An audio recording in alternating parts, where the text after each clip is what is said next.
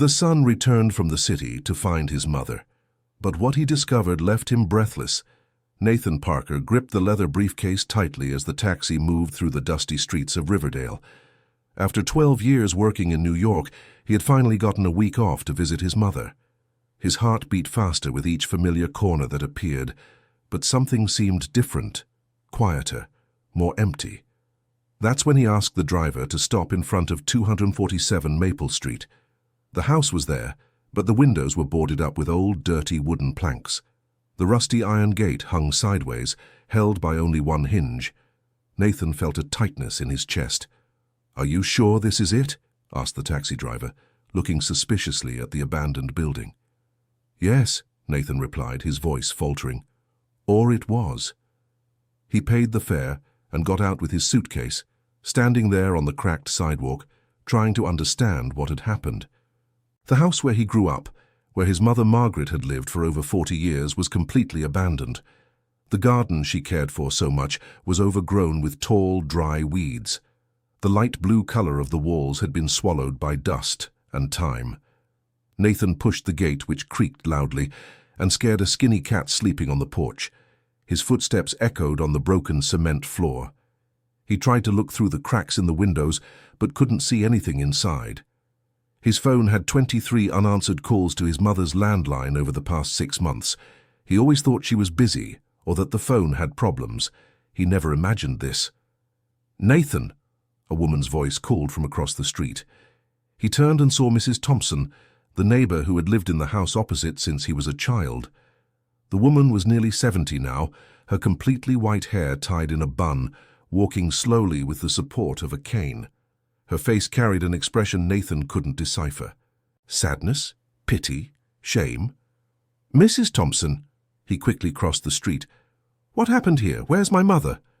The woman averted her gaze, adjusting the shawl on her shoulders despite the afternoon heat. "Come inside, son, we need to talk." Mrs. Thompson's living room smelled of lavender and had the same floral sofa as always. Nathan sat on the edge of the seat, his hands trembling. The woman poured a glass of water and sat in the armchair opposite, sighing deeply before she began to speak. "Your mother. Margaret lost the house about 8 months ago." "What do you mean, lost?" "Debts, my son. A lot of them. It started with some renovations she did to the house about 3 years ago. She hired a man who said he was a mason, but in the end the work was only half done and she still had to pay. Then came the overdue electricity bills, the grocery store, the pharmacy. Mr. Williams from the corner store tried to help, let her buy on credit for months, but there came a point when it wasn't possible anymore." Nathan felt his stomach churn. "Why didn't she call me? I send her money every month." "Did you?" Mrs. Thompson raised her eyebrows. "Nathan, you sent money the first 3 times you promised. After that, your mother kept waiting and waiting, but nothing came. She never said anything to you because she was ashamed to ask. She said you were building your life and shouldn't be bothered."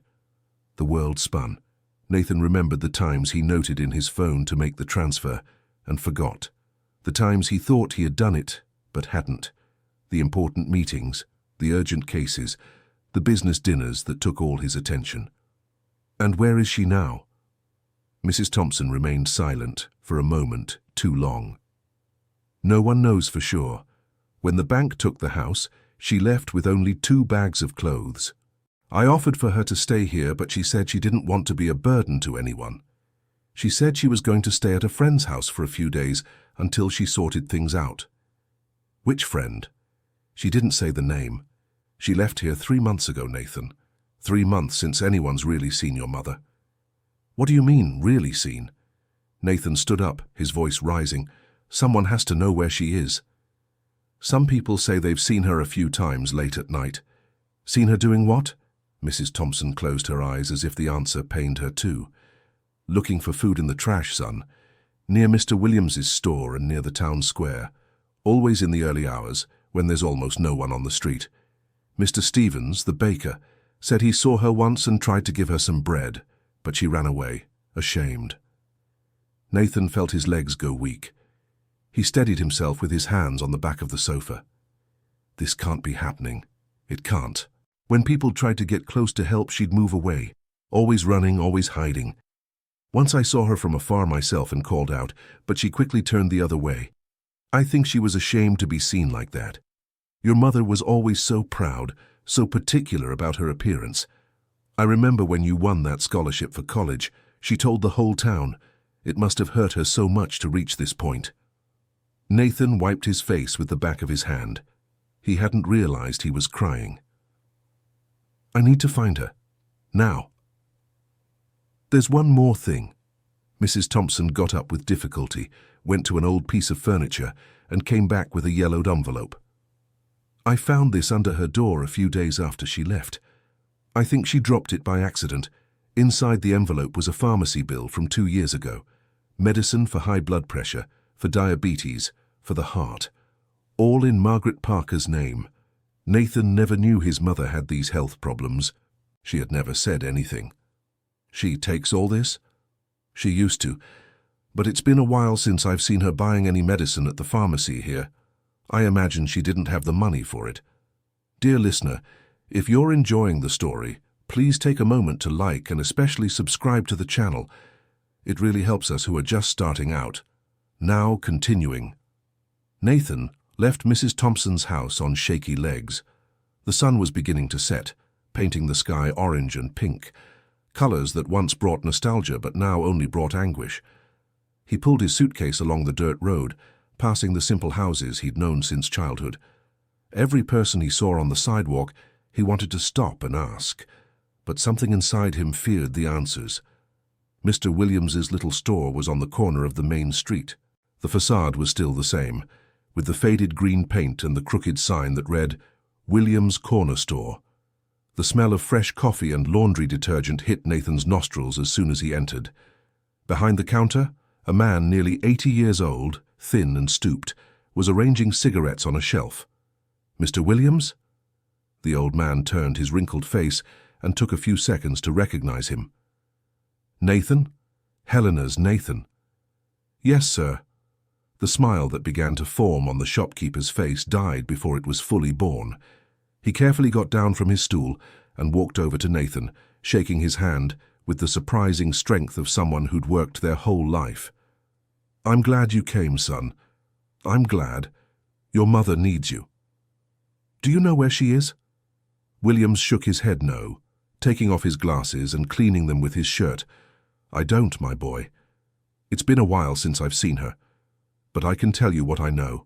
He pulled out 2 plastic chairs and they both sat near the door. Outside, the street was quiet. A few children were playing on the sidewalk across the way, and a woman was sweeping in front of her house with an old broom. Your mother was always a customer here, you know, ever since you were little. After your father passed away in that work accident, back in the 90s, she started coming here almost every day. He bought the basics, always paid right on time, but about 4 years ago things started to change. What do you mean? She started asking to put the groceries on the tab, said she'd pay at the end of the month. At first it wasn't a problem, she always settled up, but then she started falling behind 1 month, 2 months. The bill kept growing. I had almost 1,000 rials written under her name at one point. Nathan closed his eyes, shame burning inside him. I should have sent money. I promised, and I didn't. She never spoke badly of you, Nathan, never. She always said you were busy saving the world in the big city, that you were an important lawyer. She showed pictures on her phone, that old phone that only took blurry photos. She was so proud of you. But I abandoned her. Nathan swallowed the sob that insisted on coming. 12 years without coming here. 12 years sending messages by phone saying I was busy, that I'd come soon, that I'd send money soon. There was one time she showed up here really early. I was still opening the store. Must have been about 6 months ago. Asked to buy just a pack of saltine crackers. I told her she didn't need to pay, that it was a gift, but she insisted on putting it on the tab. When she left, I saw she was limping. I asked if she was okay, and she said she'd misstepped, but I saw blood on her sandal. Blood, Nathan. And even then, she didn't want help. The shopkeeper wiped his own eyes now. One day a man showed up here. The know-it-all type, you know? Cheap suit, strong cologne. Said he was a collector for a loan company, and that Margaret Parker owed 3 late payments. I said I didn't know anything, that she'd never mentioned a loan. He left, but left a card. I kept it, thinking it might be useful. Williams went to the counter and came back with a crumpled business card. Easy money solutions, fast cash in hand.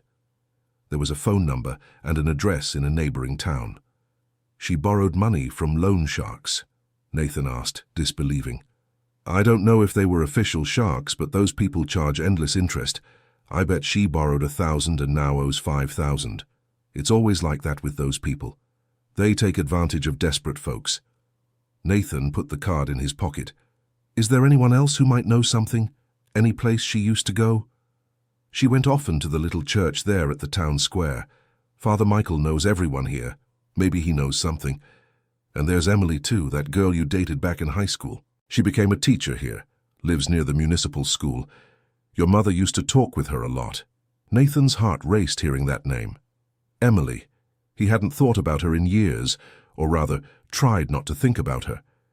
He had ended everything over the phone when he started college, saying he needed to focus on studies, that long-distance relationships don't work.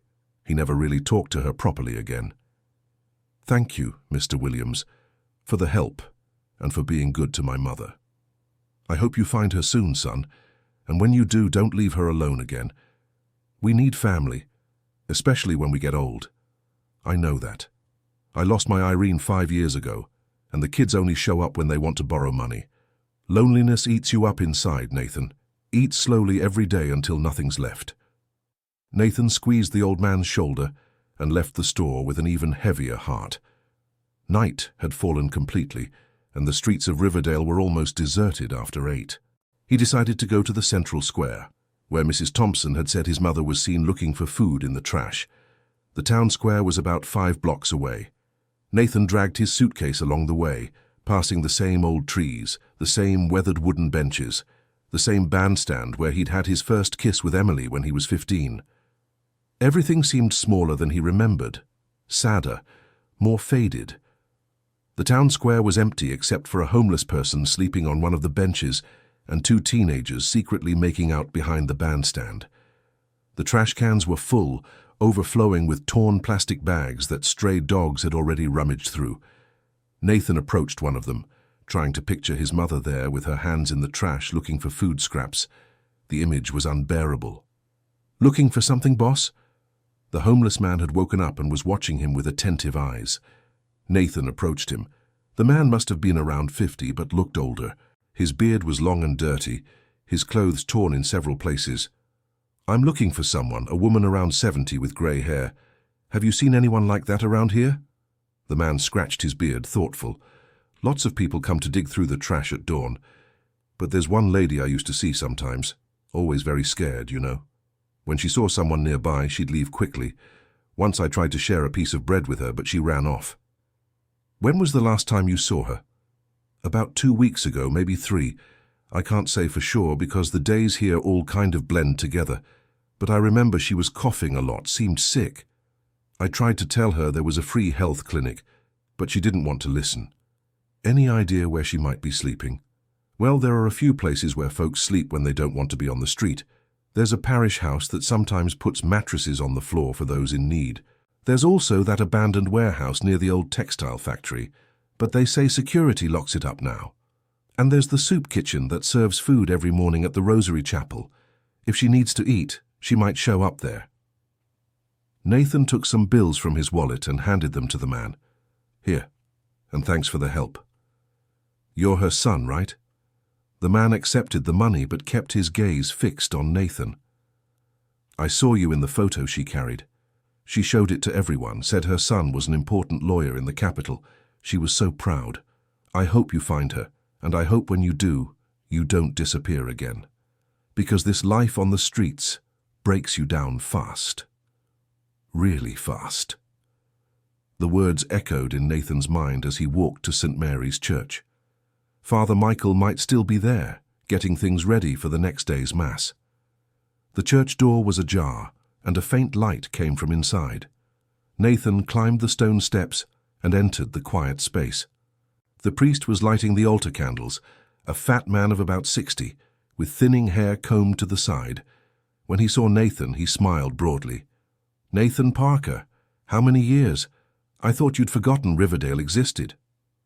"Father Michael," Nathan approached, unable to return the smile. "I need to talk about my mother." The priest's smile vanished. "Sit here on the bench with me."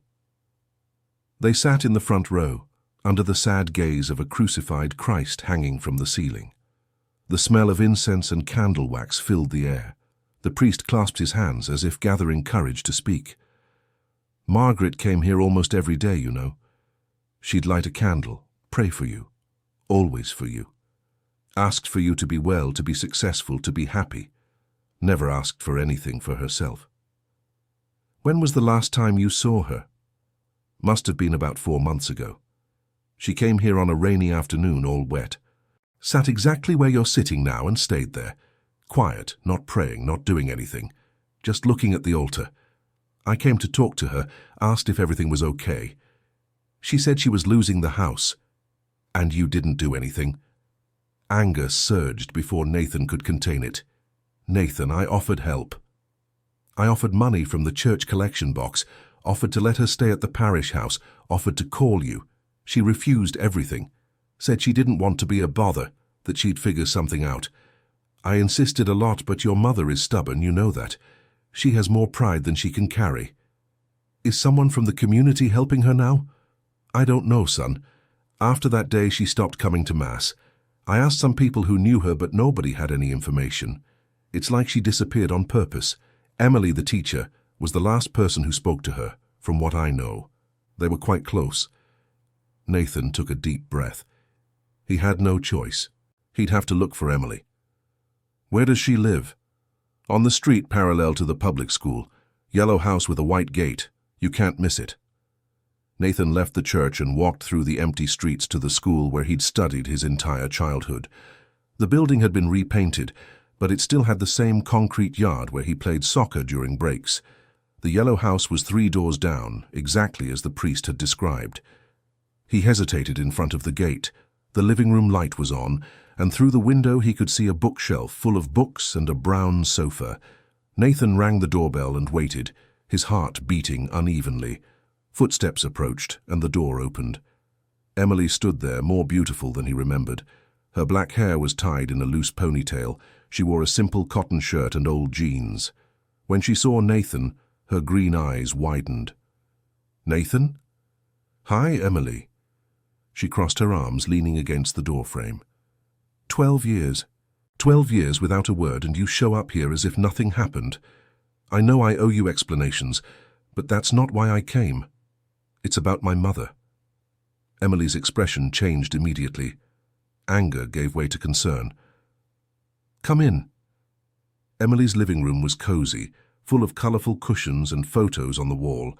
Photos of student classes, of trips, of friends. Nathan didn't see any photos of men or weddings.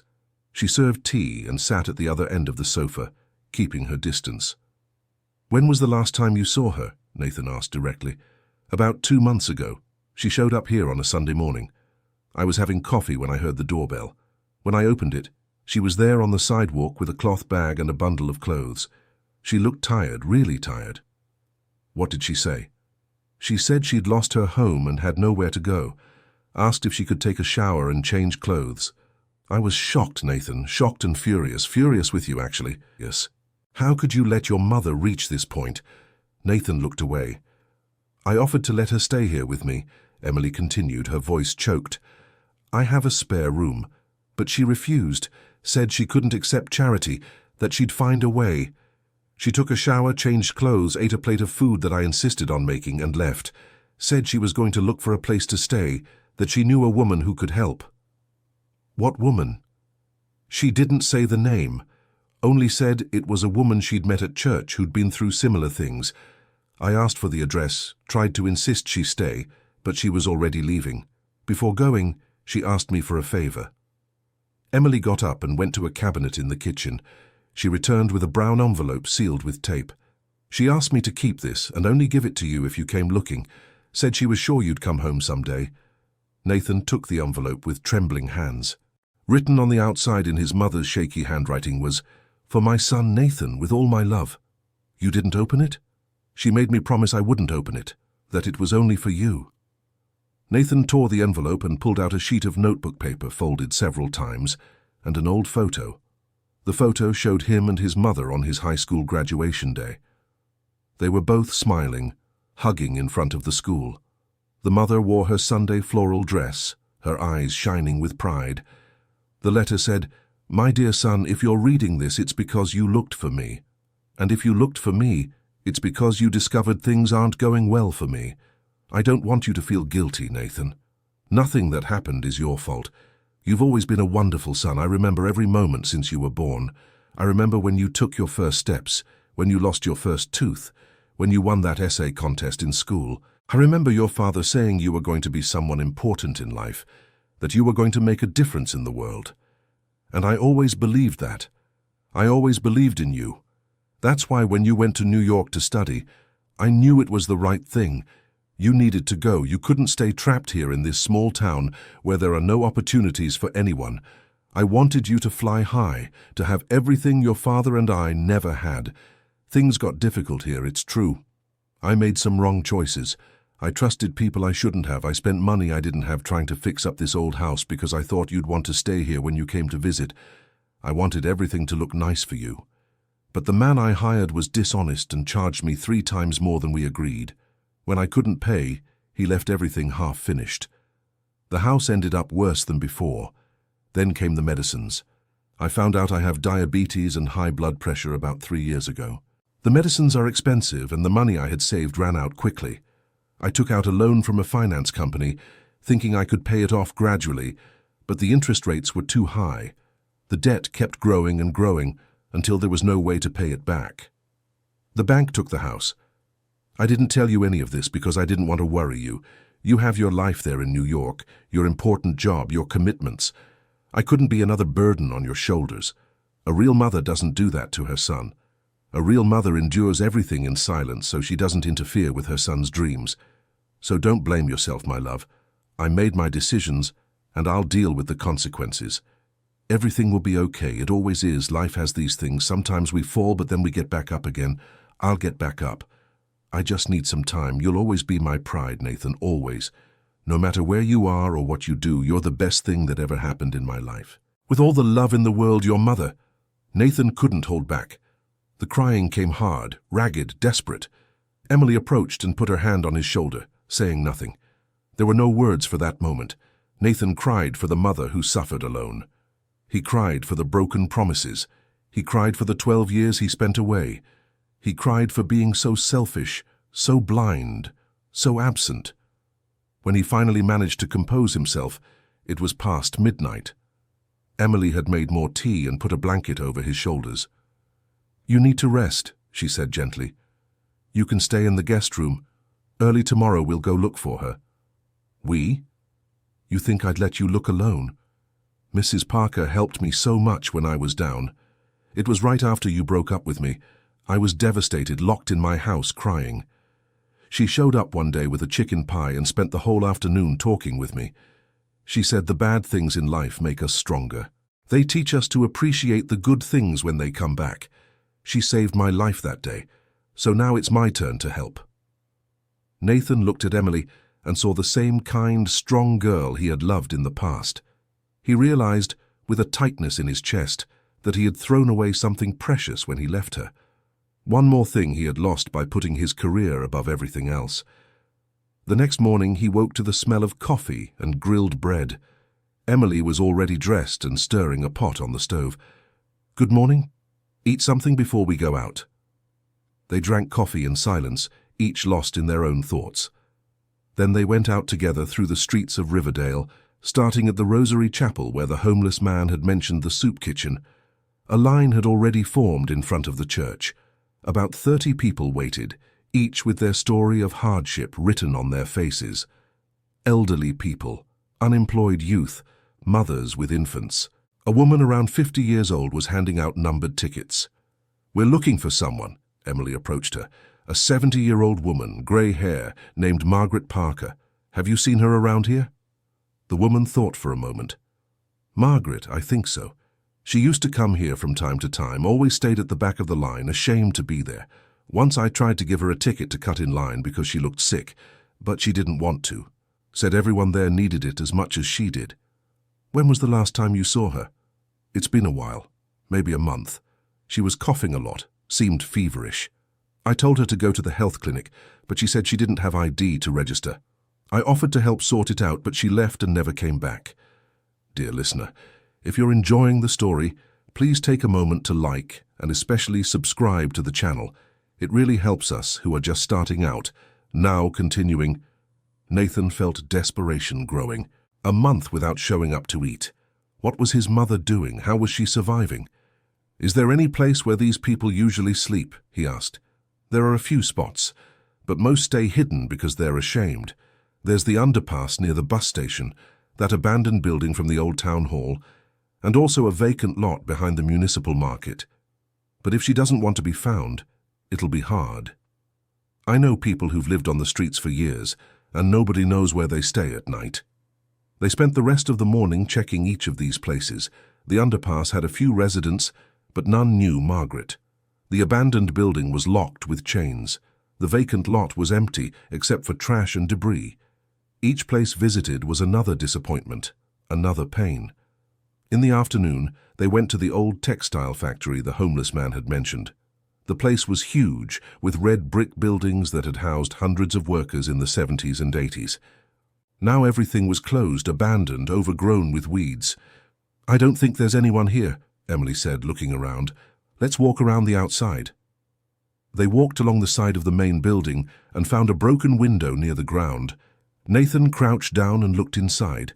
It was dark, but he could see some old mattresses on the floor and leftover food scattered about. People are living here, he said, carefully climbing through the window. The floor was dirty with dust and broken glass. In the corner of the hall was a pile of cardboard someone had used as a bed. Some empty food cans were stacked against the wall, a plastic bottle half full of water. Emily came in after him and stood still in the middle of the hall looking around. That's when she saw something that made her heart stop. On a wooden beam near the ceiling hung a cloth bag, the same kind of bag Margaret carried when she had appeared at her house. Nathan, look there. He followed her gaze and saw the bag. He dragged an old crate, carefully climbed onto it and managed to reach.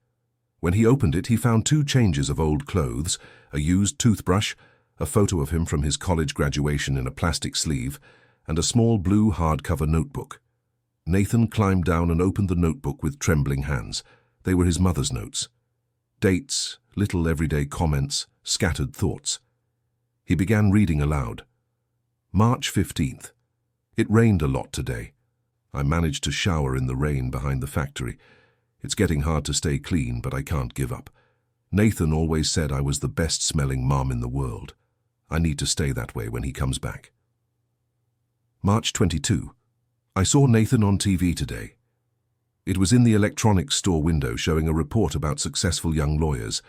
My son was there wearing a nice suit, talking about justice. I stood there watching until the store owner told me to leave. But it was worth it. He looked so handsome, so important. April 5th. The cough is getting worse. I know I need medicine, but I have no money or ID to go to the clinic. Emily offered help, but I refused. I can't be a burden to anyone.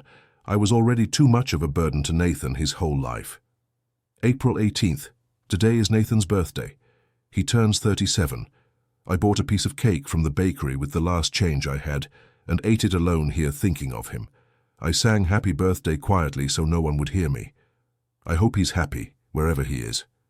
Nathan couldn't continue reading. He closed the notebook and hugged it to his chest. Emily was crying too. She was here, he said, but she's not anymore. Where could she have gone? We'll keep looking. We won't give up. They left the factory and went to the neighborhood health center. The receptionist was a young woman about 30 years old who looked tired. Good afternoon. We're looking for a patient who might have come here. Name Margaret Parker. The woman typed on the computer. There's no registration under that name here. She might have come without being registered. An elderly woman, 70 years old, grey hair, very thin. She was having health problems. Miss, lots of people come through here every day. We can't remember everyone. Please, Emily held the receptionist's hand. She's his mother. She's been missing for months. Any information helps. The woman sighed and looked around before whispering. There's a doctor here who usually sees people without registration. Dr. Victoria. She does some volunteer work and doesn't care much about rules. But she only comes Tuesday and Thursday afternoons. Today is Saturday. Where can we find her? Look, I shouldn't give this information, but she lives near Bamboo Grove Park, greenhouse with plants in front. Her last name is Andrews. Nathan and Emily went straight to Bamboo Grove Park. The greenhouse was easy to find, covered with ferns and rose bushes in front. A woman about 45 years old was watering the plants, wearing an old t-shirt and jean shorts. Dr. Victoria Andrews? She turned, taking off her sunglasses. Yes? My name is Nathan. I'm looking for my mother, Margaret Parker. I was told you see patients without registration, and thought maybe she came looking for help. The doctor immediately became serious. Margaret? Yes, I remember her. Come inside. They entered the simple but organized house. The doctor served water and sat with them at the kitchen table. Your mother showed up here about 3 weeks ago. She was very sick. High fever, coughing blood, extreme weakness. She said she had worked with me on a clean-up at the center months ago and that someone told her I do house calls. I examined her. She had advanced pneumonia, severe dehydration, and completely uncontrolled diabetes. My God! Nathan covered his face with his hands. I told her she needed to be hospitalized immediately, but she refused. Said she had no ID, no money, nothing. I forced her to at least let me give her an antibiotic shot and some medicine. I gave her everything I had here at home, told her to come back after 3 days, but she never returned. Do you have any idea where she might be? When she left here, did she say anything about going to a place with women who understood? I don't know what she meant by that. I thought it might be some support group or church, but I'm not sure. Nathan and Emily exchanged glances. It could be the parish house, Emily suggested. There are some nuns there who care for women in difficult situations. They rushed to the parish house, a building attached to the Rosary Chapel. An elderly nun answered the door wearing a white veil and a simple grey dress. Good afternoon, my children. How can I help you? We're looking for a woman named Margaret Parker. She might have come here seeking shelter. The nun shook her head. That name isn't familiar to me, but let me ask Sister Mary. She's the one who handles the guest list. The nun returned a few minutes later, accompanied by another woman, younger, around 50 years old, with kind eyes. Are you looking for Margaret Parker? Yes. Nathan stepped forward. Is she here? She's not, but she was here. It was about 2 weeks ago. She showed up in the middle of the night, knocking on the door, asking for help. She was in a very bad state. We brought her inside, gave her a bath, food, clean clothes. She slept here for 2 days, but on the 3rd day she disappeared. She left a note thanking us, but saying she couldn't accept charity, that she had to handle things on her own. She didn't say where she was going? She didn't, but we found this paper in her room. Sister Mary handed over a crumpled paper with an address written in handwriting different from that of his mother. New Beginnings Shelter, Elm Street, 340, St. Lucie. St. Lucie is the neighboring town, Emily explained. It's about 40 minutes from here. Nathan felt a pang of hope. Finally, a concrete clue to where his mother might be. Thank you, sister. Thank you very much. They took Emily's car, an old but well-kept Fiat Uno, and followed the dirt road connecting Riverdale to St. Lucie. The sun was beginning to set, painting the sky with warm colors. Nathan looked out the window, seeing the cornfields and simple houses scattered along the way. Thank you for doing this with me, he said without taking his eyes off the landscape. I told you, Mrs. Margaret helped me when I needed it most. And besides, she paused, as if choosing her words, I still care about you, Nathan, even after everything. I know you were focused on your career. I know there was a lot of pressure, but it hurt.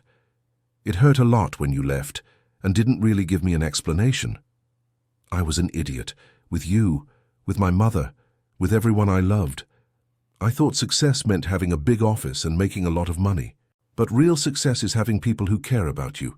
It's having family, and I threw all that away. You can still fix things, Nathan. There's still time. Elm Street was in a poor neighborhood of St. Lucie. Small, simple houses lined both sides of the broken asphalt street. Number 340 was an old two-story house, painted white with a sign in front that read, "New Beginnings Shelter, Temporary Home for Women." Nathan got out of the car before it had even fully stopped. He rang the bell urgently. A woman around 60 years old, black with short hair and thick-rimmed glasses, opened the door. "Good evening. Can I help you?"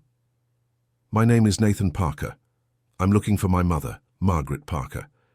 I was told she might be here." The woman became serious. "Come in." They entered a spacious room with old sofas and a small television in the corner. There were about 5 women there, of various ages, talking or watching TV. None of them was Margaret. "My name is Catherine. I'm the coordinator here. Margaret was here, yes." "Was? She's not here anymore?" "No, she stayed here for almost 2 weeks. We offer temporary shelter for women who are in vulnerable situations.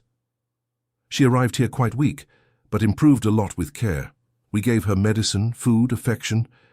She was quiet, reserved, but had a good heart." "Where did she go?" Catherine let out a deep sigh. "She said she was going to look for work in a bigger city. Said something about Boston. Said she couldn't just sit around waiting for life to get better, that she had to go after it. We tried to convince her to stay a bit longer until she fully recovered, but she insisted on going. She left 3 days ago." Nathan felt the ground disappear beneath his feet. 3 days. He had missed his mother by 3 days. "Boston is huge," he said, desperate. "How will I find her there?" She took this paper with her. Catherine handed over another crumpled paper. "It's the address of an organization that helps homeless people there in the capital. I think she was going to look for them." The paper read, "Hope Support Center, 1247 Commonwealth Avenue, downtown Boston." "Was she okay when she left here?" Emily asked. "She was better than when she arrived, but still weak, still frail. I gave her all the medicine I had for her to take, written instructions on how to take it. I also gave her some money for the bus ticket and food. I hope she made it there safely." Nathan thanked her and returned to the car. Emily suggested they go back to Riverdale, get some sleep, and head to Boston the next morning. But Nathan couldn't wait. Every passing hour was an hour his mother could be suffering, feeling cold, going hungry. "I'm going now," he said, determined. "Can you take me to the bus station? I'll catch the next bus to Boston." "Don't be crazy, Nathan. It's almost 9 at night. You're exhausted. You haven't eaten properly all day. And Boston is a huge city. You won't find anything wandering around there in the middle of the night." "I can't wait, Emily, I can't. I've waited too long already. I've wasted too much time." "Then I'm coming with you." "What?" "You heard me. I'm coming with you. I'm not letting you go alone and do something crazy. Tomorrow is Sunday. I don't have class. We'll go there, look for your mother, and come back. But first, you're going to eat something or you'll faint on the way." They stopped at a roadside restaurant and Nathan forced the food down without tasting anything. His phone rang. It was from the office in New York. He answered impatiently. "Hello? Nathan, it's Charles. Where are you? Where's the Johnson case report that was due Friday?" "I'm dealing with a family problem, Charles." "Family problem? Nathan, you have responsibilities here. Clients waiting. Mr. Mitchell is furious because you disappeared without proper notice. I'll handle it when I get back." "When are you coming back?" "I don't know." "What do you mean you don't know? Nathan, you can't just vanish from work. We have deadlines, we have commitments." Nathan hung up and turned off the phone.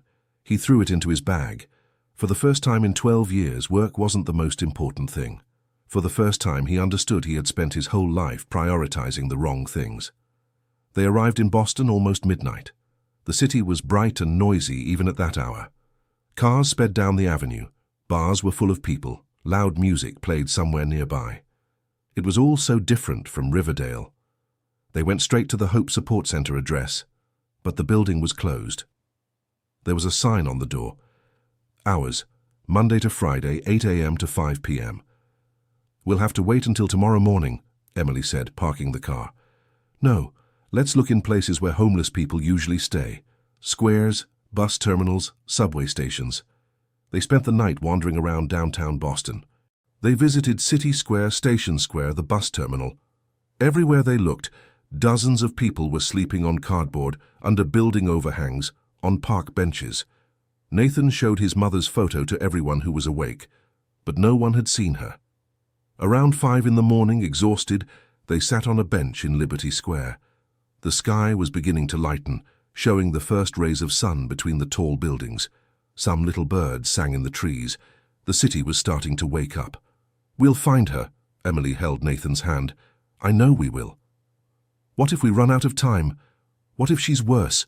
What if—" "Don't think like that. Your mother is strong. She's endured everything so far. She can hold on a little longer." At 8 o'clock sharp, they were at the door of the Hope Support Center. A young woman opened the gate and greeted them with a tired smile. "Good morning. How can I help you?" "We're looking for a woman named Margaret Parker. She might have come here seeking help." The woman checked a clipboard. "Margaret Parker. Yes, she came here the day before yesterday. She arrived very early as soon as we opened. She said she was looking for work as a housekeeper or caregiver. We gave her some leads on places that are hiring, provided breakfast and some food baskets. She stayed here for about 2 hours talking with the psychologist and then left." "Do you know where she went?" "She said she was going to try the family homes in the Back Bay neighborhood. It's an upscale area where people are always looking for domestic help. We gave her the address of an employment agency there." Dear listener, if you're enjoying the story, please take a moment to like and especially subscribe to the channel. It really helps us who are just starting out. Now, continuing. Nathan and Emily went straight to Back Bay. The neighborhood was truly elegant, with tall, modern buildings, expensive shops, and fancy coffee shops. Well-dressed people hurried along the sidewalks. Nathan felt out of place there in his wrinkled 2-day-old clothes and unshaven face. The employment agency was on the 2nd floor above a pharmacy. The attendant was a middle-aged woman with dyed blonde hair and long nails painted red. "Good morning. Are you looking to hire someone?" "Actually, we're looking for someone who might have come here. An elderly woman, 70 years old, Margaret Parker." The woman furrowed her brow thoughtfully. "Well, there was an older lady who came here yesterday morning. I don't remember the name, but she was looking for work as a housekeeper. I explained that we only work with people who have references and complete documentation.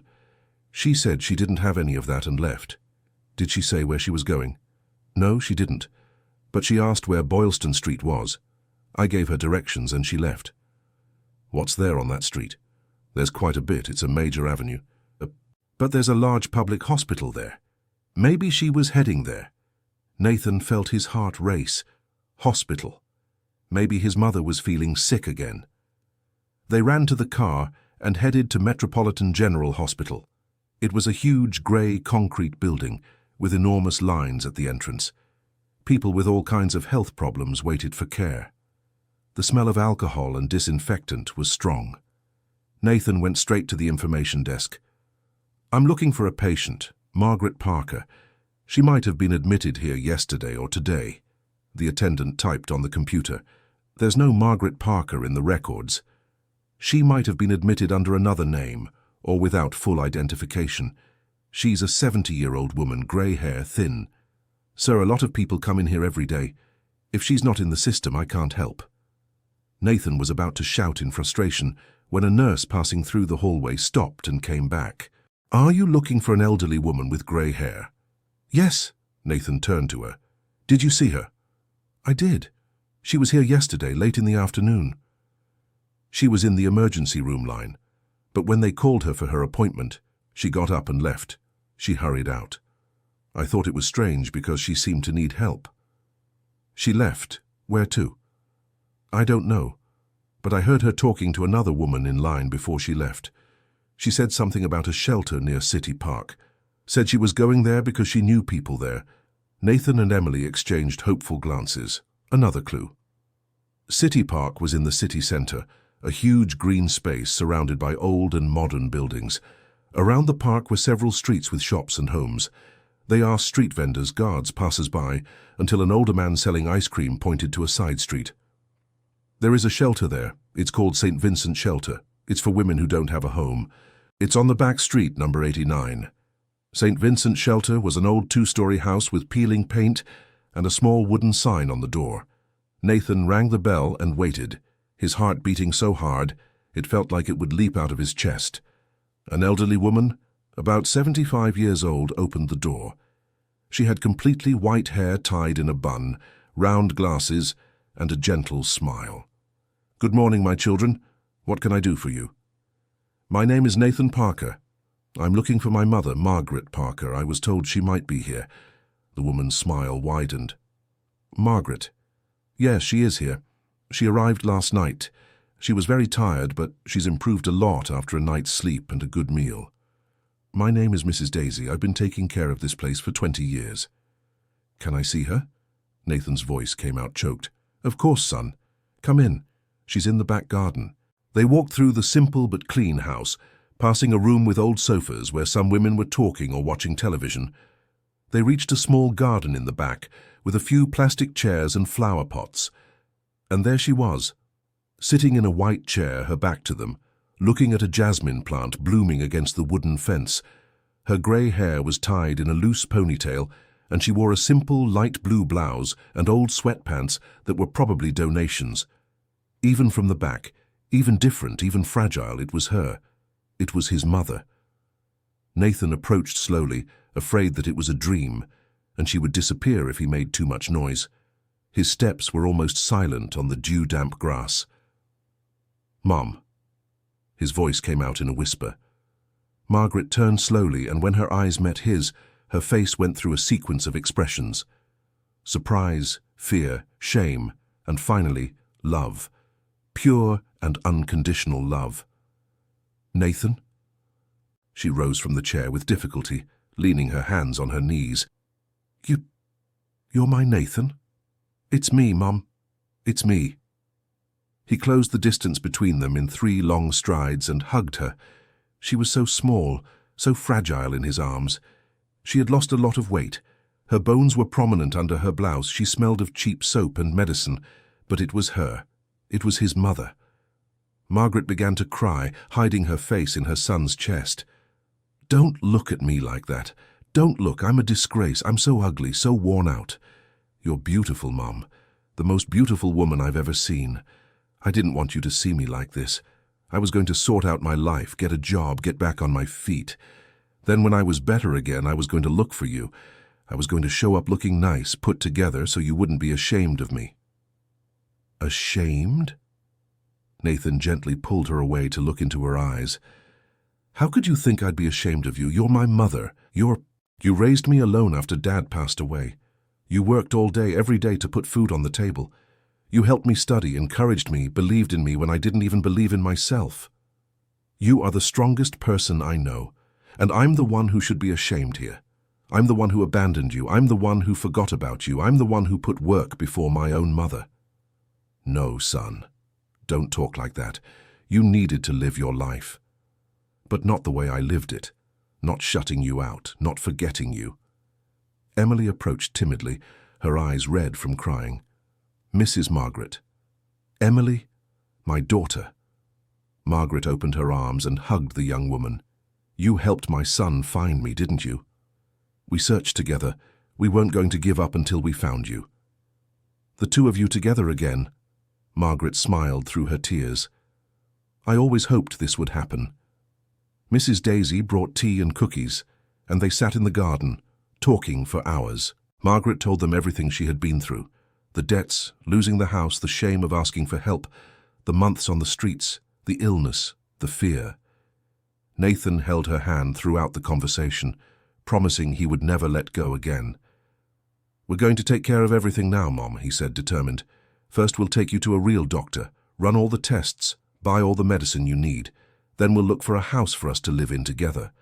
I'm moving back to Riverdale." "Back? But your job, your career in New York." "I'm going to open my own office in Riverdale, or in St. Lucie, some small town where I can be close to you. I don't need a fancy office or important clients. I need you. But you worked so hard for what you have there, and none of it was worth it, because when I got everything I thought I wanted, I looked around and there was no one to celebrate with me. You weren't there, Emily wasn't there, there was no one who truly cared about me. Just co-workers who didn't even know my last name properly. Margaret held her son's face with trembling hands.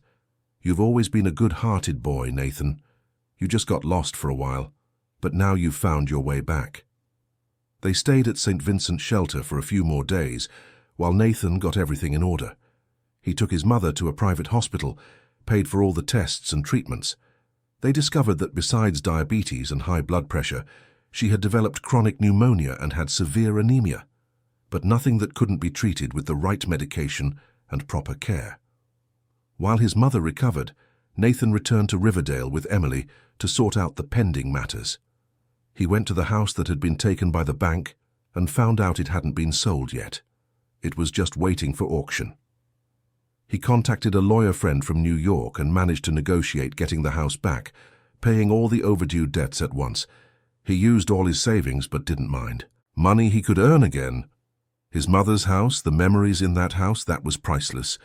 When everything was settled, he went to Mr. Williams's corner store and paid off all his mother's debt. The old man tried to refuse, saying it wasn't necessary, but Nathan insisted. She would want it paid, Mr. Williams, and I want to pay it. I want to settle all her debts so she can start over with dignity. He also went to that Easy Money Solutions finance company in the neighboring town and discovered his mother had indeed taken out a $2,000 loan that had ballooned to $8,000 with predatory interest rates. He paid it all off and even threatened to sue the company for loan sharking. The owner, a fat man in a cheap suit and strong cologne just as Mr. Williams had described, was terrified and agreed to settle the debt completely for the amount Nathan offered. A week later, Nathan returned to Boston to pick up his mother. She was much better, had gained some weight and color had returned to her face. Mrs. Daisy cried when they said goodbye. You're lucky to have a son like this, Margaret. Very lucky. I know. Margaret hugged the woman. And you saved me too. If it weren't for this place, if it weren't for you, I don't know where I'd be now. We just offer a roof and food. The rest is your own strength. And you have a lot of strength, my dear. A whole lot.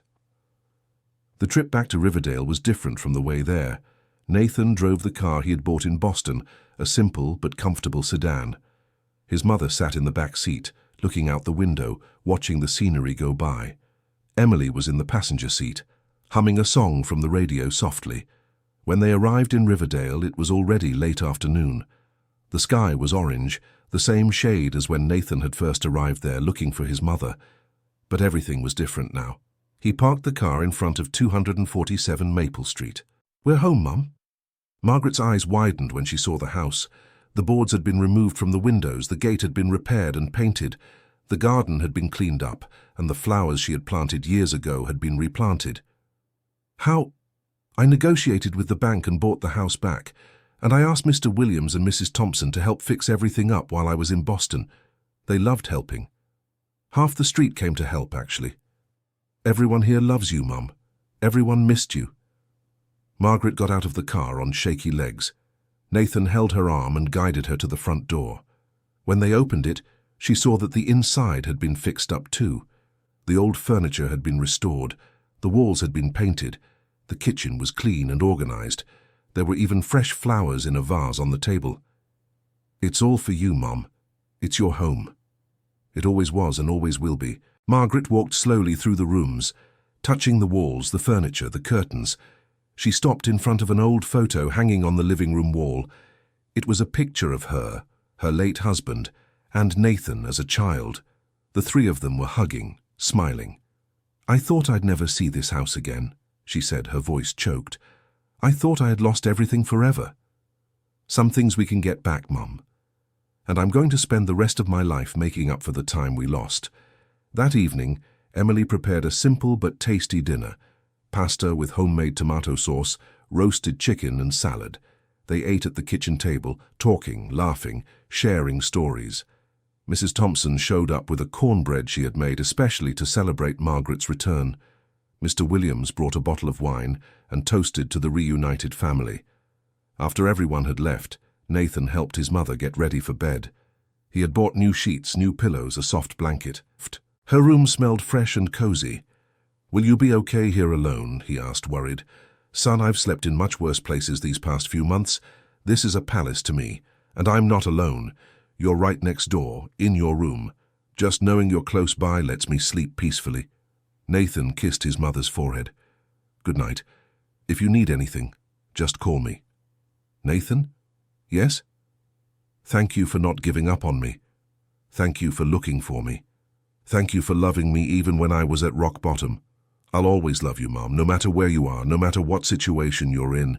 You'll always be the most important person in my life." The following months were about rebuilding. Nathan informed the New York office that he was resigning. His colleagues thought he had lost his mind, but he didn't care. He opened a small law practice in Riverdale, serving the local community. Simple cases, modest fees, but honest work that made a difference in people's lives. Margaret recovered gradually. The medication was controlling her diabetes and blood pressure. The pneumonia had been cured. She regained her energy, started smiling again, and took care of the garden she loved so much. Some of the flowers had died during the months of neglect, but she planted new seeds. She said it was symbolic. Some things die, but it's always possible to plant again and start over. Nathan and Emily resumed their relationship slowly, without rushing. Dinners at each other's homes, walks through the town square, long conversations on the porch. He realized he had never stopped loving her. He had just gotten lost along the way and forgotten what truly mattered. One day, 6 months after finding his mother, Nathan was in his small office when a man walked in. It was the same man who had cheated his mother with the house renovation, that dishonest contractor. Nathan recognized him from the description Margaret had given. "Good afternoon, what can I do for you?" "What?" Nathan asked, keeping his voice steady despite the anger he felt. "I'm looking for a lawyer. I'm having some trouble with some debts and—" "Do you know who I am?" The man looked more closely at Nathan's face. "No. I'm Margaret Parker's son. The woman you cheated charged 3 times more than agreed and left her house destroyed." The man turned pale. I didn't know that." "Didn't know what?" "That she was someone's mother. That she had a family. All the people you cheat have families, have stories, have dignity. You almost destroyed my mother. Because of you, she lost her home, ended up on the streets, almost died. And now you come here looking for help?" The man began to sweat. "I'm sorry, I'm really sorry. I needed money at the time, I was desperate. And my mother was too. But she didn't cheat anyone. She worked, fought, tried to be honest until the end. And even then, she almost didn't survive." "What are you going to do? Are you going to report me?" Nathan took a deep breath. Part of him wanted to destroy that man, wanted to sue, wanted to see him pay for everything he had done. But another part, the part his mother had taught, knew that revenge doesn't bring peace. "I'm going to give you a chance. One single chance.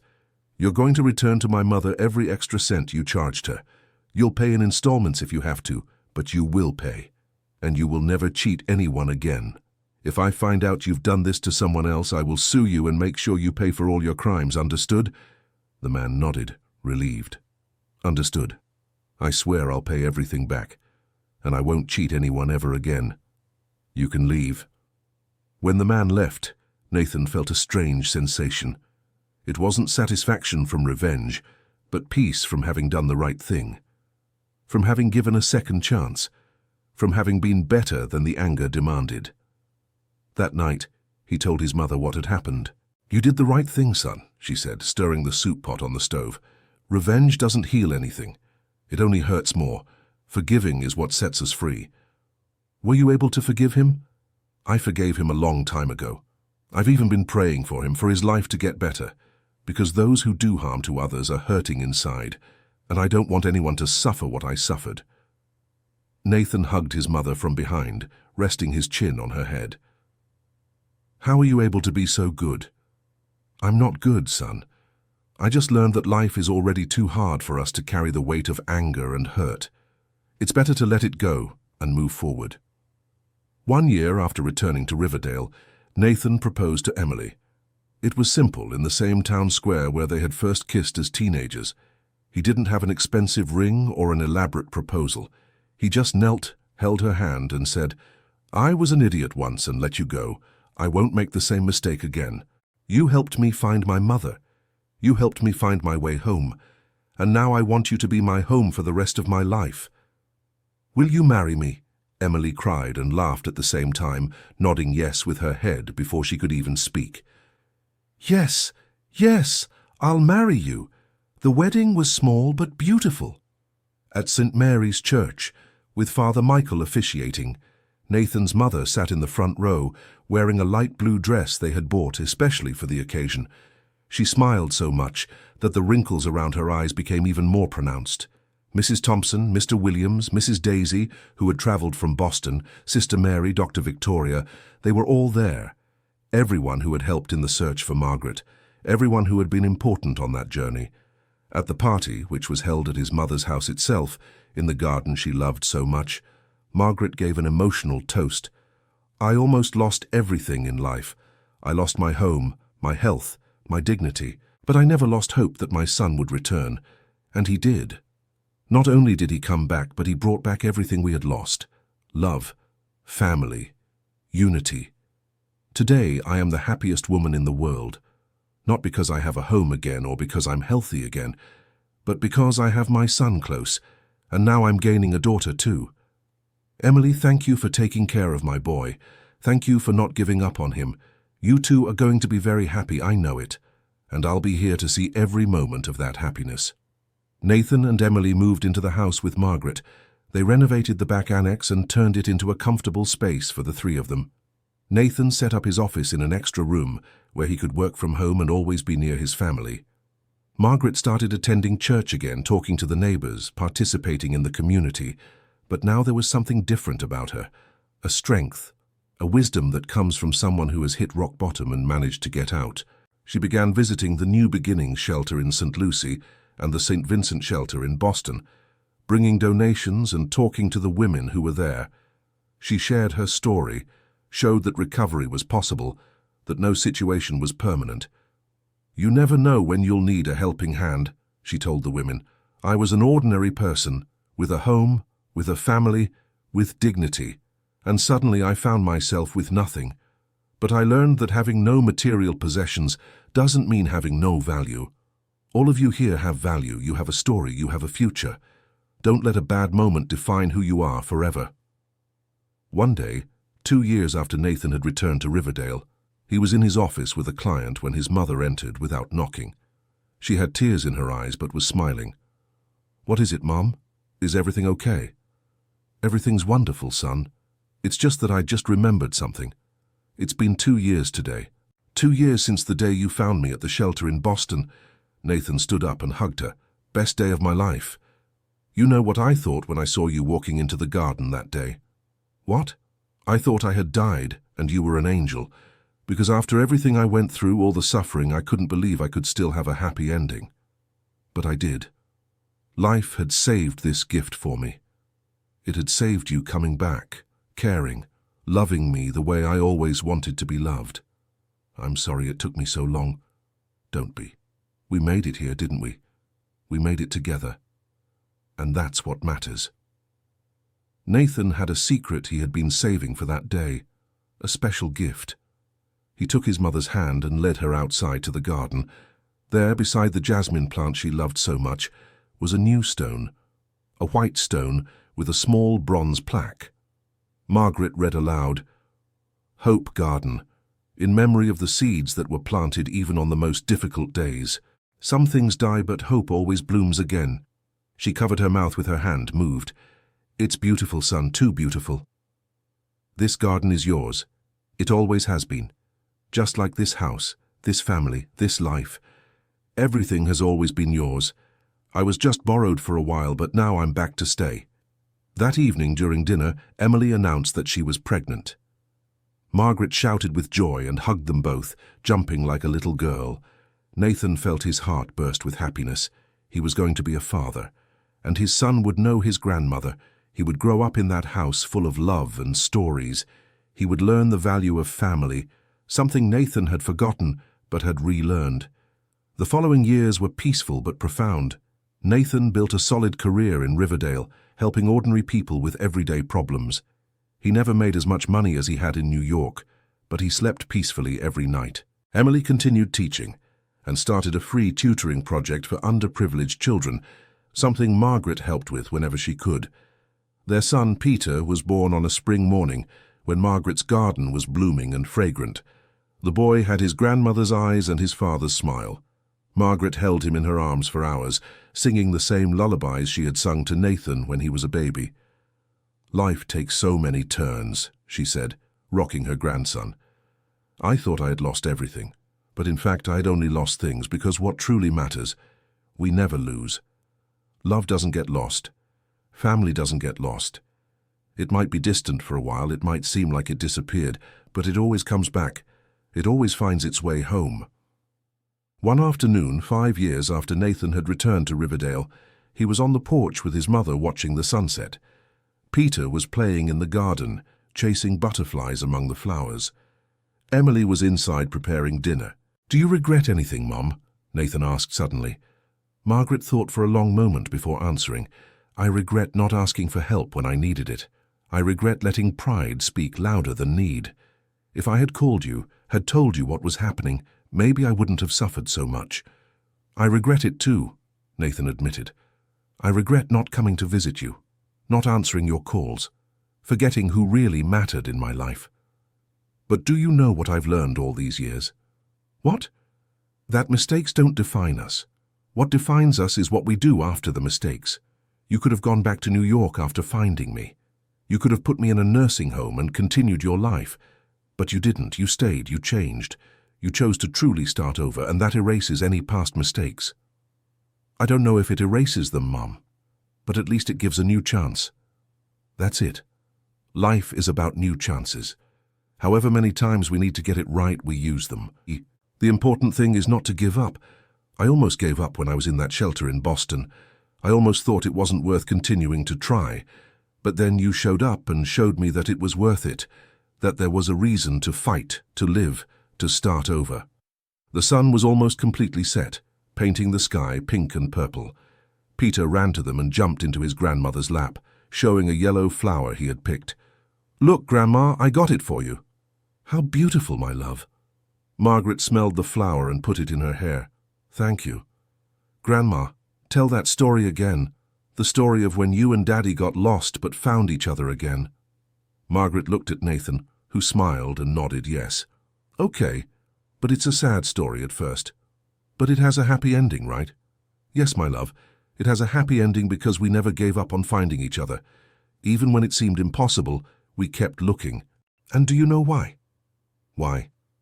"Because those who truly love each other always find their way to one another. Always." Peter hugged his grandmother and closed his eyes, ready to hear the story he had heard dozens of times but never tired of. Nathan looked at that scene and felt deep gratitude. Gratitude for having returned in time, for having found his mother, for not giving up the search, for having learned what really mattered in life. That night, after Peter fell asleep and Emily went to her room, Nathan stayed alone on the porch looking at the stars. He thought about everything that had happened, about all the wrong choices he had made, about all the times he had put unimportant things ahead of important people, about how many times it had almost been too late, but it hadn't been. He had arrived in time, he had found his mother, he had saved her, or perhaps she had saved him. Maybe they had saved each other. The truth is that some stories don't have a single hero. Some stories are about imperfect people who make mistakes, get lost along the way, but find the strength to come back, to start over, to give each other new chances, to forgive, to love despite everything. And in the end, those are the best stories, the real stories, the stories that teach us that it's never too late to make the right choice. It's never too late to go after the ones we love. It's never too late to apologize, to rebuild, to plant new seeds in the garden of life. Nathan went inside and went to his mother's room. She was sleeping peacefully, breathing slowly, her face at peace. He pulled the blanket up to her shoulders and kissed her forehead. "Good night, Mom. I love you." And for the first time in many years, he slept without guilt, without regret, without a weight on his conscience, because he had done what needed to be done. He had come home. He had found his mother. He had stayed. And that, in the end, was all that mattered. End of story. And what did you think of this story of new beginnings and love between mother and son? Have you gone through something similar, or know someone who lived a story like this? Leave your honest opinion in the comments and tell us where you're watching from. Don't forget to leave your like and subscribe to the channel so you don't miss other emotional stories like this one. Your participation makes all the difference. Thank you very much for your company.